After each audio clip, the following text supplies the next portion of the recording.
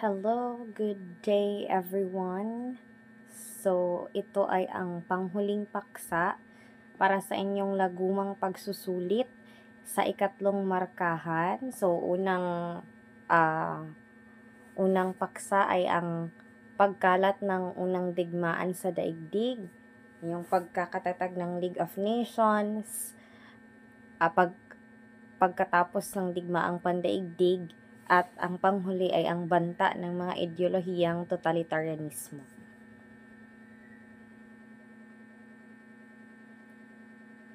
So ito yung mga maitatalakay: katuturan ng totalitarianismo, komunismo, pasismo, at militarismo. So una ay ang katuturan ng totalitarianismo. Ano bang ibig sabihin ng totalitarianismo or totalitarianism? Pagkatapos ng unang digmaang pandaigdig, maraming mga bansa sa daigdig ang nalagay sa ilalim ng pamahalaang tila bumalik sa panahon ng absolutismo. Again, or muli, ang absolutismo, ito yung panahon na kung saan ang mga monarkiya ang mga pinuno sa mga bansa. So halimbawa ang nangyari 'di ba sa French Revolution. So ang nangyari kay Haring Louis at kay Marie Antoinette. So sila ay mga monarkiya. So monarkiya, ito ay pinamumunuan ng hari at reyna.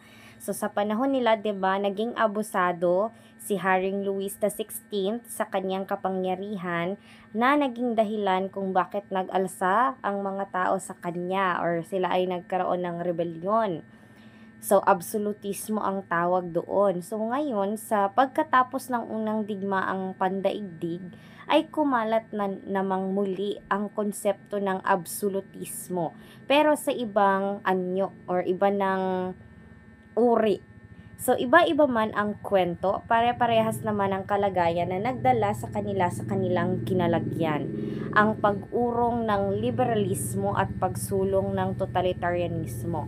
So, pagkatapos ng absolutismo, 'di ba, nagkaroon ng mga paglaban para sa kalayaan or yung tinatawag natin na nasyonalismo.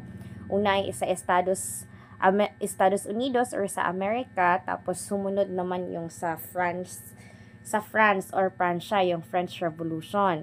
So ngayon, yung liberalismo, 'di ba, ito ay paglaban para sa kalayaan or uri ng pamahalaan na nakapokus or binibigyan nilang diin ang kalayaan ng bawat mamamayan. So nawala na muli ang konsepto ng liberalismo at isinulong nila ang totalitarianismo. Ano ba ang ibig sabihin ng totalitarianismo? So, ang totalitarianismo or totalitarianism in English, ay ang paniniwala sa sukdulang kapangyarihan ng Estado na pasunurin at kontrolin ang lahat ng mga mamamayan nito. Sa sistemang ito, hinihingi ang buong pagsunod ng mga mamamayan sa Estado at lahat ng aspekto ng lipunan ay kontrolado ng pamahalaan mula sa pamilihan hanggang sa nagaganap sa loob ng tahanan ng individual. So, walang pribadong mamay-ari ng mga negosyo sa panahong ito kasi ang pamahalaan ang may hawak sa pamilihan or yung tinatawag natin na market, at wala ring maituturing na private life ang mga tao sa panahong ito dahil hawak ng diktador or ng estado ang buhay at tahanan ng bawat mamamayan. So, halimbawa sa isang bansa, hindi ka magkakaroon ng pribadong pamumuhay kasi kontrolado ka ng pamahalaan. Mayroon silang tinatawag na secret police or sikretong pulisya na magsisilbing ahente or agents para manmanan ang inyong pamumuhay. Kaya hindi pwedeng magkaroon ng private life sa totalitarianismo. So mangingialam ang pamahalaan or ang estado sa iyong pamumuhay. So sa politika, ang totalitaryong bansa ay kadalasang may sentrong pamamahala o isang partido na may hawak ng kapangyarihan. So maaaring isang tao or grupo ng tao ang mamahala, humawak ng kontrol ng kapangyarihan. So itinuturing na krimen ang pagtatag ng ibang partido o ang kahit anong uri ng pagtaliwas sa pamahalaan. So halimbawa, hindi ninyo nagustuhan ang pamamalakad or ang leadership ng inyong pinuno, yung diktador. Tapos magkakaroon or mag-oorganisa kayo ng isang grupo para magkaroon ng pag-aalsa. Ito ay tinuturing na crime or krimen, kaya ikaw ay papatawan ng parusa kapag ikaw ay nahuli na ikaw ay gumagawa ng organisasyon laban sa estado. So, upang matiyak ang pagsunod ng mga mamamayan para walang gumawa, mag-organisa ng mga organisasyon laban sa estado, ang bansa ay nagiging isang police state or estado polisyal o estado kung saan ang kilos at salita ng mga mamamayan ay binabantayan ng sikretong pulisya or secret police. Kaya, walang maituturing na pribadong pamumuhay ang mamamayan kasi nga may secret police. Kasi ang isang estado ay nagiging police state. Kayo ay bantay sarado ng pamahalaan 24 hours, 24/7. Sa kamay ng isang makapangyarihang bansa, ang totalitarianismo ay may potensyal na magdulot ng mga digmaan at iba pang krimen laban sa karapatang pantao.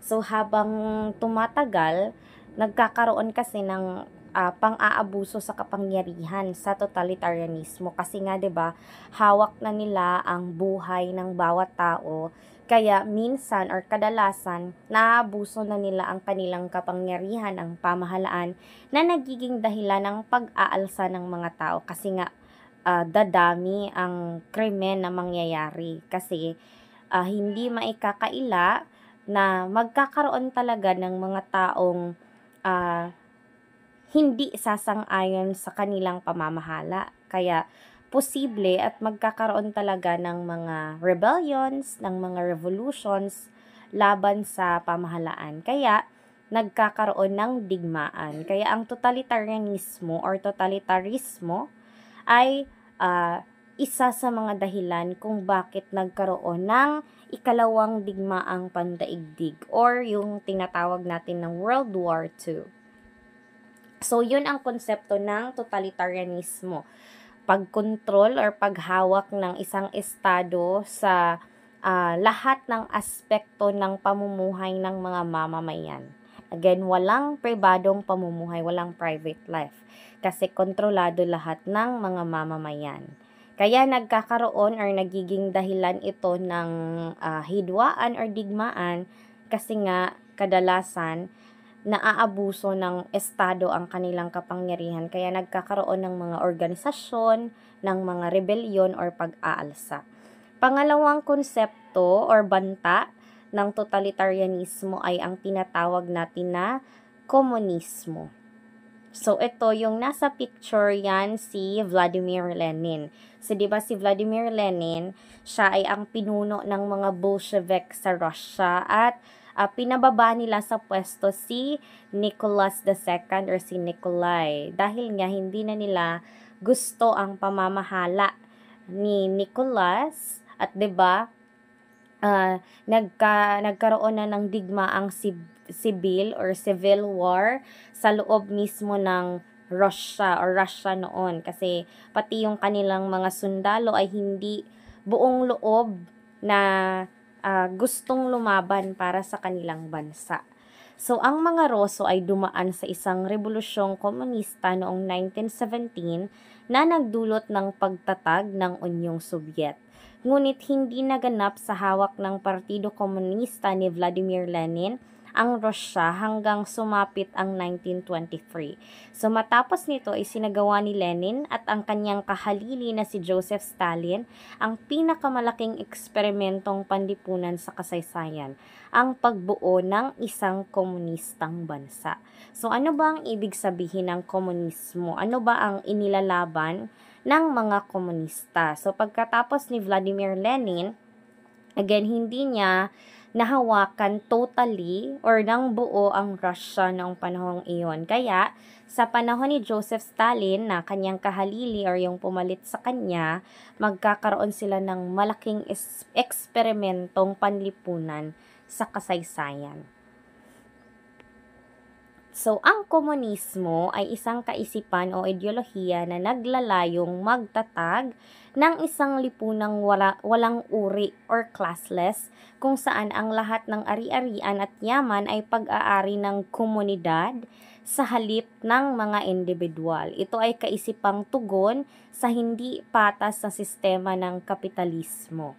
So, sa komunismo, classless, walang uri.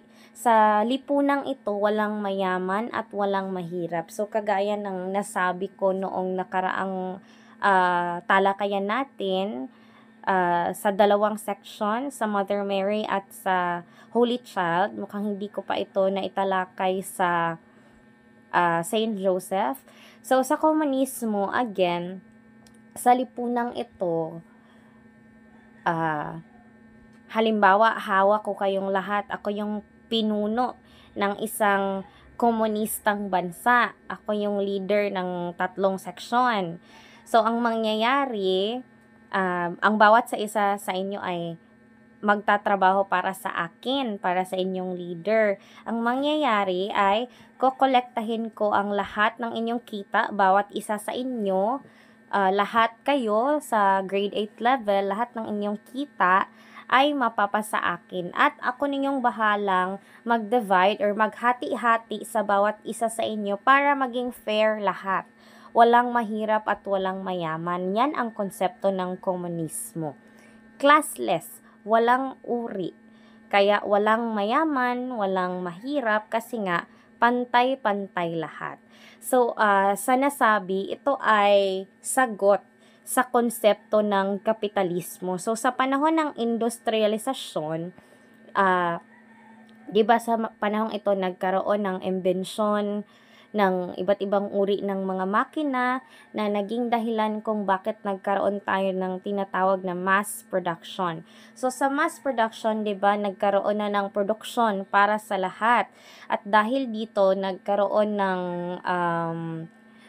kakulangan ng mga kagamitan or ng mga raw materials para sa paggawa ng mga produkto. So ang nangyari, ang mga tao ay naghanap ng mga raw materials para sa paggawa ng mga produkto. Yung iba, nakahanap ng maraming supply, yung iba naman kaunti lang. Kaya ang nangyari, yung mga nakahanap ng mas maraming supply, sila ay mga mas naging mayaman or sila ay nagkaroon ng kaya sa kanilang pamumuhay. Samantalang yung iba naman, especially yung mga tamad, yung hindi masyadong nagpursige na maghanap ng mga raw materials, ay nanatili silang mahirap at sila ay nagdusa. So, para hindi na ito maranasang muli, pinush sa komunismo or kaya ang komunismo, ito ay sagot sa mga problemang kinharap sa kapitalismo. So again, para walang uri, walang mayaman, walang mahirap, ginawa nila ang konsepto ng komunismo. So ayon sa sosyologo at ekonomistang si Karl Marx, ang mga kasapi ng borgesya ay hindi papayag ng hatian ng patas ang mga kasapi ng proletaryado o uring manggagawa, kaya nararapat na ibagsak ang mga borges sa pamamagitan ng armadong pakikibaka o revolusyon ng mga proletaryado or proletaryo. So, sa sinabi ko kanina, 'di ba, nagkaroon sa kapitalismo or panahon ng industrialisasyon, nagkaroon ng uri ng mga tao kasi nga yung mga nagsipag, mas nagkaroon sila ng pera, yung mga tamad at walang ginawa, nanatili silang mahirap. Kaya nagkaroon ng panibagong uri ng mga tao sa lipunan. So, dalawa ang nadagdag. So, 'di ba, yung mga nasa tuktok, yung mga nobles, yung hari, yung mga pinuno, Sumunod sa kanila ang tinatawag natin na middle class or yung mga Borges. So, ang Borges or ang Borgesya, yung middleman, yung hindi sila mayaman, hindi sila nobles, hindi rin sila mahirap. Sila yung mga tao na nakahanap ng mga supply ng materyales sa panahon ng industrialisasyon, kaya sila ay nagkaroon ng enough wealth. Kaya naging middle class sila. Sila yung nagbibigay ng capital sa mga working class or ang tinatawag natin na proletaryado or mga proletariats.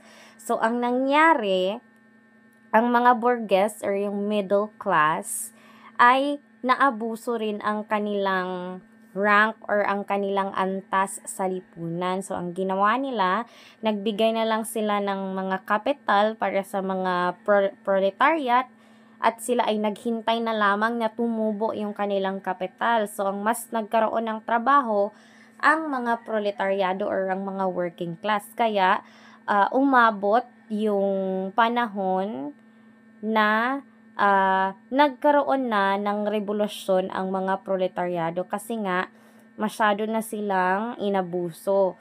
Sila ay nagtatrabaho na para sa mga Borges or para sa Borgesya at sa mga nobles. Kaya naramdaman nila na naabuso na sila. Kaya lumaban sila para sa kanilang karapatan. So, ganito ang nangyari sa Russia sa pumuno ni Vladimir Lenin. Para sa mga komunista, ang pagtatag ng Unyong Sobyet ay hudyat ng pasimula ng pandaigdigang revolusyong proletaryo. Sa iba't ibang bansa sa buong daigdig, nagsimulang maitatag ang mga partido komunista na nakatanggap ng suporta mula sa Unyong Sobyet at isa na rito ang China. So, bakit maaaring maging dahilan ang komunismo sa panibagong digmaan? Kasi nga, 'di ba, may mga tao na magbibigay ng mas madaming effort, sila ay mas magiging masipag kumpara sa iba, may iba naman na chill lang, wala masyadong ginagawa, katamaran lang ang umiiral, kaya ang nangyayari, 'di ba, classless. So, lahat kayo may trabaho, yung iba chill, yung iba naman hardworking. At sa panahon na ibibigay na ng patas ang inyong mga kita, 'di ba, ibibigay ninyo sa inyong pinuno at ang pinuno na ang maghati-hati ng pantay para sa inyong lahat. So, may iba dyan na mafe-feel nila or mararamdaman nila na unfair yung nangyari kasi nga sila ay nagsikap. Bakit yung chill, pantay lang yung ibinigay na sila yung mas nag-effort. So, ito ay magiging dahilan muli ng hindi pagkakaintindihan ng mga pag-aalsa. Kaya ang komunismo ay naging banta ng totalitarianismo or isa sa mga naging dahilan kung bakit nagkaroon tayo ng World War II. So, komunismo sa China, again, na-impluwensyahan ng Unyong Sobyet ang China sa komunismo or konsepto ng komunismo. So, sa kabuuan ng dekada 1910 at 1920, nagkaroon ng maraming pamahalaan sa loob ng China sa panahong tinatawag ng warlord era. So, sa panahong ito, sa warlord era, nagkaroon ng iba't ibang uri ng pamahalaan sa China. Kasama sa maliliit na grupong nabuo sa panahong ito ay ang Partido Komunista ng China ni Mao Zedong na may suporta mula sa Unyong Sobyet. So, sa panahon ng warlord era, nabuo ni Mao Zedong ang komunista or Partido Komunista sa China. Nang mapasakamay ni Chiang Kai-shek ang Republika ng China noong 1928, tinalo niya ang mga grupo kasama ang mga komunista noong 1934, ngunit hindi tuluyang nagapi ang mga ito at patuloy pa rin ang digmaang sibil. So, kung si Mao Zedong ay komunista or Partido Komunista, si Chiang Kai-shek naman ay ang grupo ng mga nasyonalista. So, siya ang bumuo ng republika sa China, or napasa kamay niya at nakontrol niya ang republika ng China noong 1928. Pero, hindi pa rin nawawala ang mga war within their country, or yung mga tinatawag natin na digmaang sibil or civil wars. Sa pagputok ng ikalawang digmaang pandaigdig, so magkaiba si Chiang Kai-shek at si Mao Zedong ng mga paniniwala or ng uri ng pamumuno. Kaya, hindi sila nagkasundo. So, isa sila sa mga nagkaroon ng hidwaan, nagkaroon ng alitan at labanan. Ngunit sa pagputok ng ikalawang digmaang pandaigdig, si Chiang Kai-shek at si Mao Zedong ay nagkasundo na isang tabi ang laban nilang dalawa upang matalo nila ang mga Hapones na nanakop sa bansa. So, sa panahong ito, or so, during World War II, ang Japan ay nasa panig pa rin ng Allied Powers. So, 'di ba, noong World War I, kasama ng Japan ang Estados Unidos, Russia, Britain at France. So, sa panahong ito, naging imperialista na rin ang Hapon. So, ibig sabihin, nananakop na rin sila ng mga bansa dito sa Asia. So, sa panahon na naglaban ang Japan at China, si Mao Zedong at si Chiang Kai-shek ay nagkasundo na lumaban sa Hapon or laban sa mga Japanese na mananalakay. So, lumakas ng husto ang mga komunista sa panahong ito, habang ang mga hukbo naman ni Chiang Kai-shek ay pinakasumalo sa paglusob ng mga Hapones. So, although nagkaroon si Chiang at si Mao ng kasunduan na labanan ang Japan, naging unfair ito sa parte ni Chiang kasi mostly ang mga lumaban ay ang kanyang mga hukbo. At naging dahilan ito kung bakit naging mas malakas ang hukbo ni Mao. Kasi nga, yung kay Chiang Kai-shek lang ang sumalo ng paglusob ng mga Japan, imbes na sila ay magtutulungan.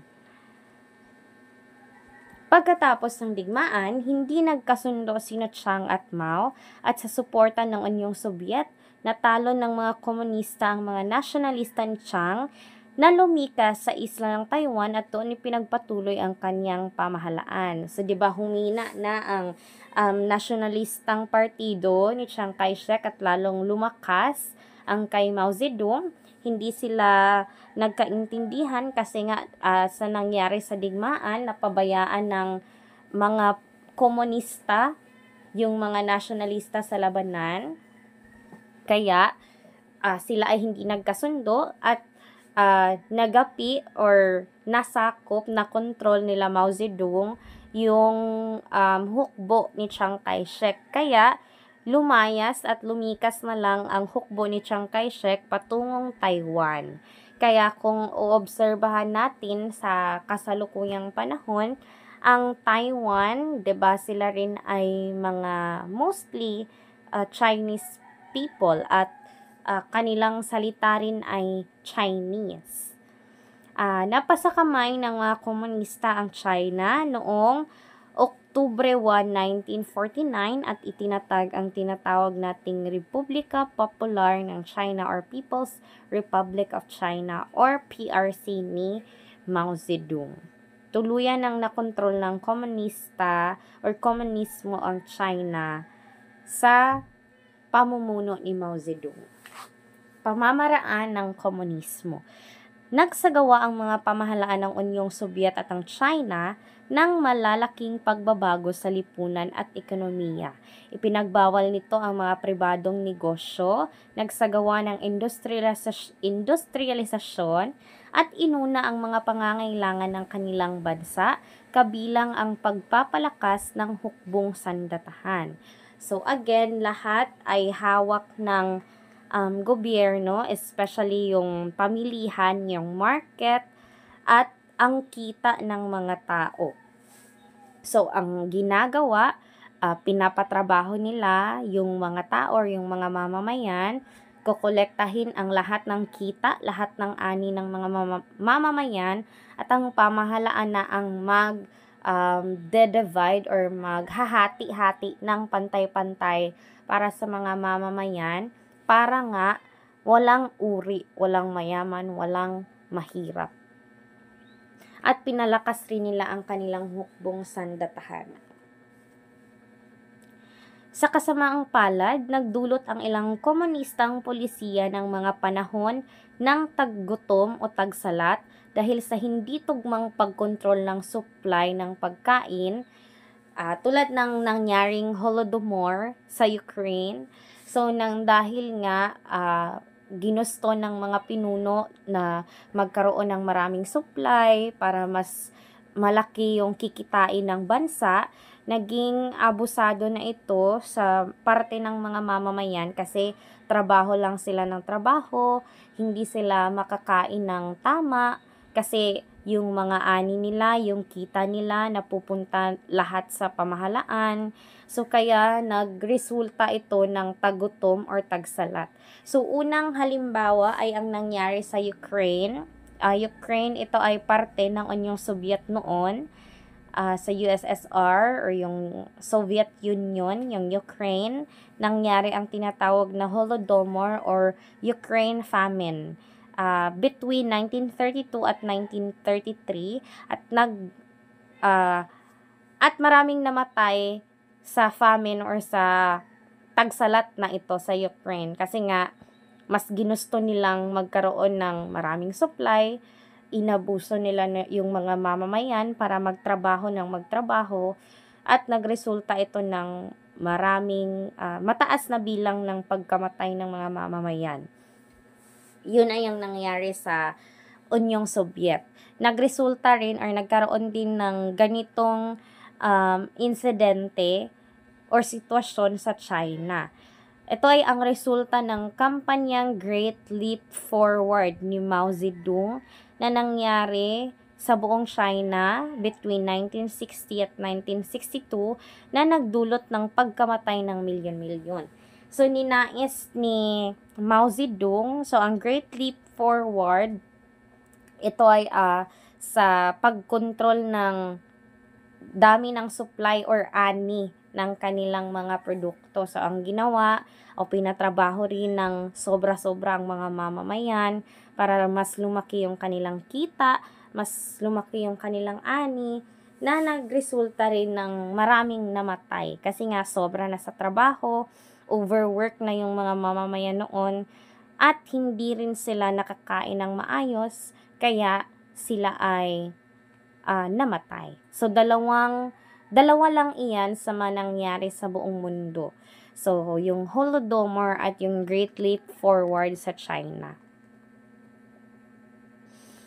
Kaakibat din ito ang malawakang pagpapakulong ng mga mamamayan na kritiko ng mga pamamalakad ng pamahalaan sa tulong ng mga sikretong pulisya. So, sa komunismo, katulad ng totalitarianismo, ay mayroon ring tinatawag na secret police. At lahat ng mga critics or kritiko, lahat ng hindi sumasang-ayon sa estado or sa pamahalaan, ay pinaparusahan. So, sa Unyong Soviet or sa Soviet Union, mayroon tayong tinatawag na Committee for State Security. Sa China naman ay tinatawag na Ministry of State Security. So, itinuturing ang mga kritiko bilang kalaban ng revolusyon, kaya ipinatapon sila sa mga kulungan at kampo pagawa.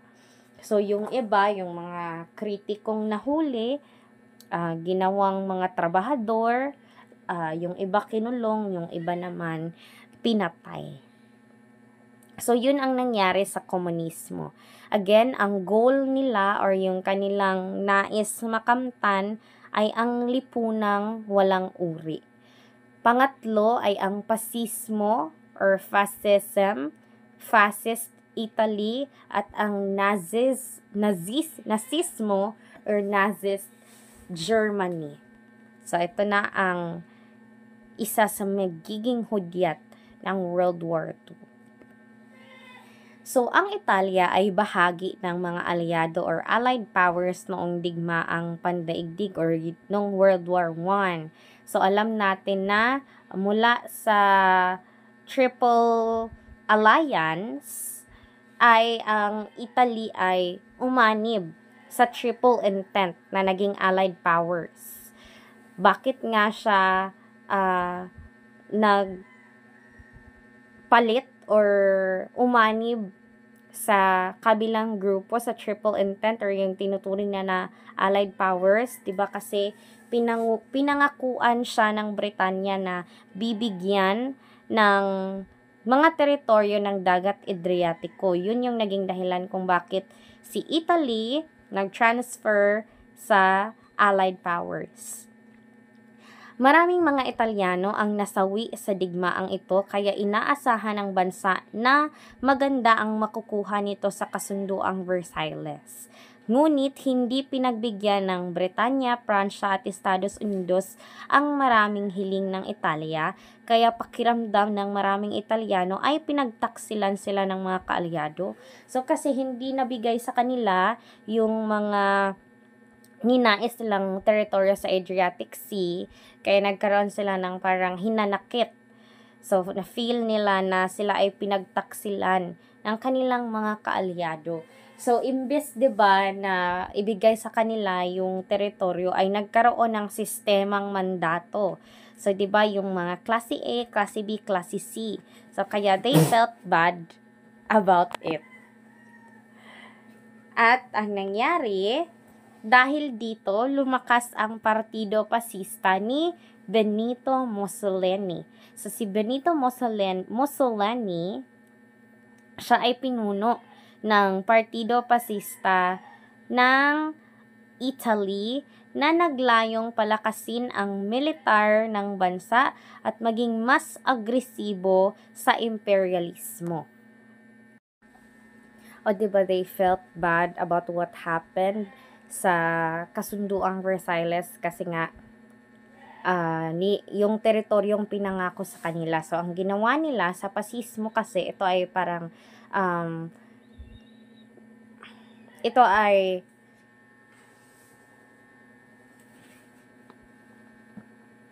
sa pasismo kasi, ito ay parang military action na kung hindi ninyo ibibigay yung para sa amin, sige kami na lang ang gagawa ng paraan para makasakop kami or makakuha kami ng mga teritoryo. Yun yung parang naging konsepto nila para maging mas agresibo yung kanilang imperialismo.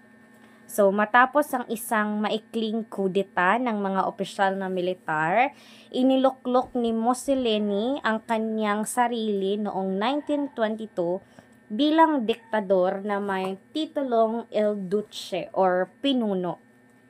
Kasi nga, diba, they felt bad about the territories na hindi na ibigay sa kanila, sila na lang yung gagawa ng paraan para makasakop sila ng mas maraming teritoryo. At kudeta, ibig sabihin ng kudeta, ito ay ang panahon na kung saan ang mga militar or yung police ang nagte-take over ng pamahalaan or ng government ng isang bansa. At after noon, after ng kudeta, again, hinirang ni Mussolini, ni Benito Mussolini ang kanyang sarili bilang diktador sa Italy.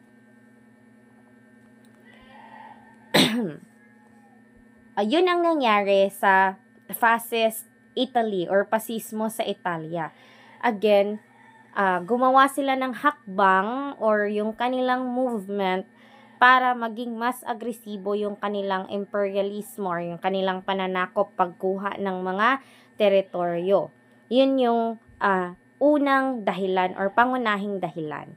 Sa Alemanya naman or sa Germany, Nazist Germany, nazismo or nasismo sa Alemanya, ang Alemanya or Germany ay lubos na naghikahos at nasugatan ang dignidad matapos ang unang digmaang pandaigdig.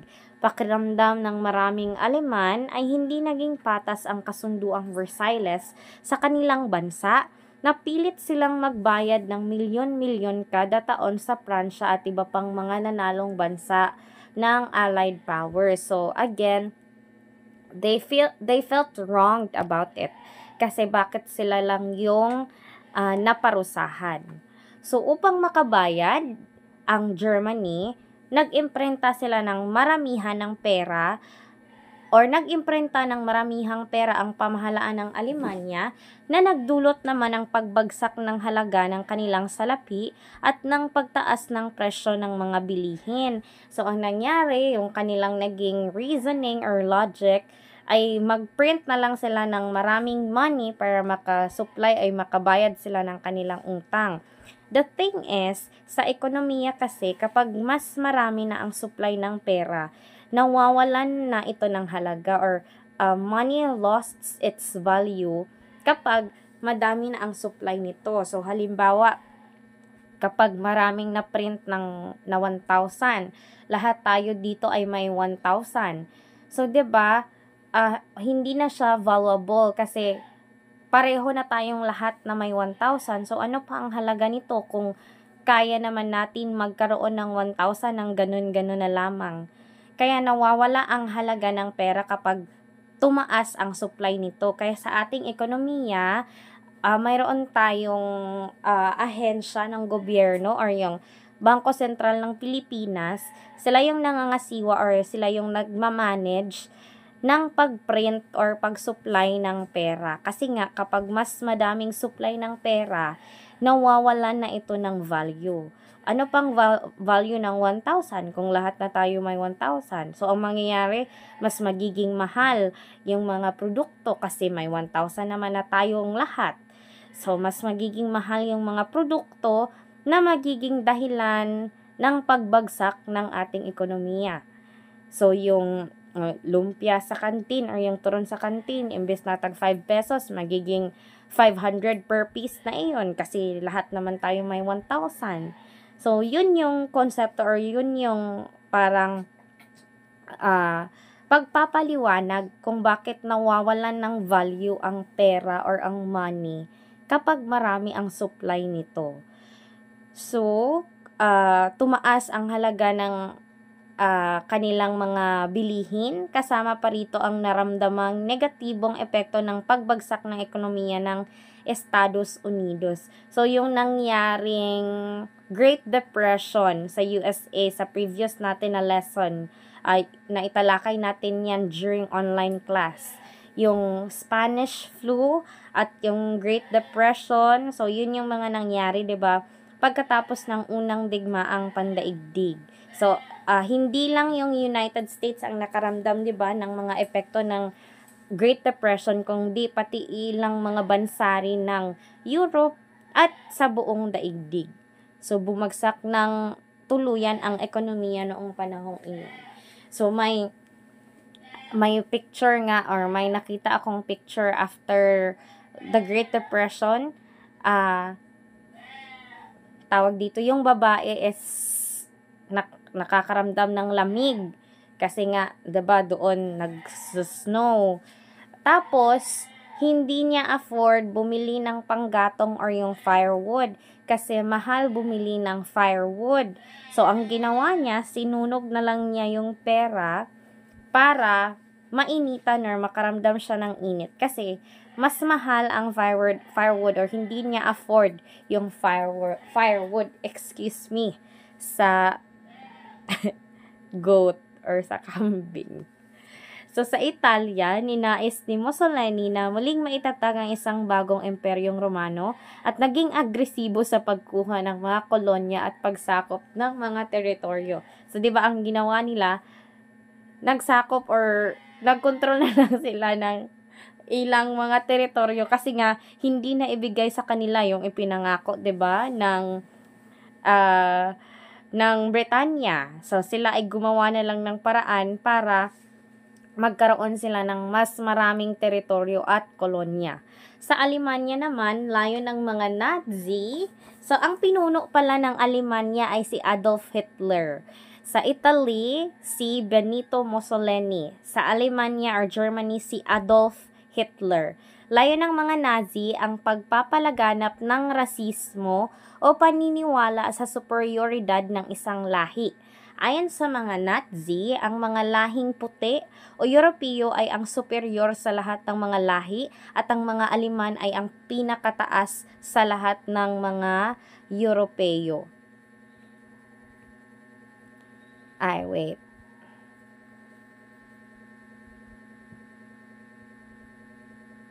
Kasi 'di ba sila ay lubos na naghikahos ng dahil sa resulta ng tinatawag nating kasunduang Versailles. So, gumawa sila ng paraan, si Adolf Hitler, gumawa ng mga paraan para makabawi sila, at isa na doon ang pagpapatatag niya ng Alemanya gamit ang racism. So, dito na nagsimula na magiging mataas ang tingin ng mga Aleman sa kanilang sarili. So, ito ang nangyari sa Nazismo. Racism ang parang main concept sa Germany. So, ayon sa kanila or ayon sa mga Aleman, lahat ng ibang lahi ay hindi tunay na tao. So, 'di ba, ang mga Europeo daw ang pinakamataas ng uri ng tao sa buong daigdig. At sa mga Europeo, ang pinakamataas naman sa kanilang uri ay ang mga Aleman or ang mga German. At lahat or ang tingin nila sa ibang uri ng mga tao sa buong daigdig or ibang lahi, ibang race, ay hindi daw tunay na tao o mas mababa pa sa tao. So, yun yung nangyari, 'di ba, sa Holocaust, na kung saan ipinapatay ni Hitler ang mga Jews or yung mga Hudeo. Kasi nga, naniniwala siya na hindi naman sila tunay na tao or mas mababa pa naman sila kaysa sa tao. So, tungkulin ng Partido Nazi na mapanatili ang kalinisan ng mga lahi sa kabila ng kawalan ng siyentipikong basihan sa kanilang paniniwala. So, kaya nila pinapatay yung mga Hudyo or yung mga Jews para ma-clean daw yung kanilang race, para hindi mabahiran or hindi ma-mix yung race ng ibang lahi sa kanila. Kaya nila ipinapapatay yung iba sa kanila. Ang nangyari naman or pang-apat or panghuling paksa ay ang militarismo sa Hapon. So, 'di ba nangyari sa komunismo sa Unyong Sobyet at China, si China at si Japan ay nagkaroon sila ng labanan sa pananakop ng Hapon. So, ito ay isa rin sa mga naging resulta. Militarismo sa Hapon or Japan. So, ang Hapon, ang naging pinakamalakas na imperyo sa Asya pagkatapos ng unang digmaang pandaigdig, ngunit hindi ito ibinilang nakapantay ng mga kanluranin.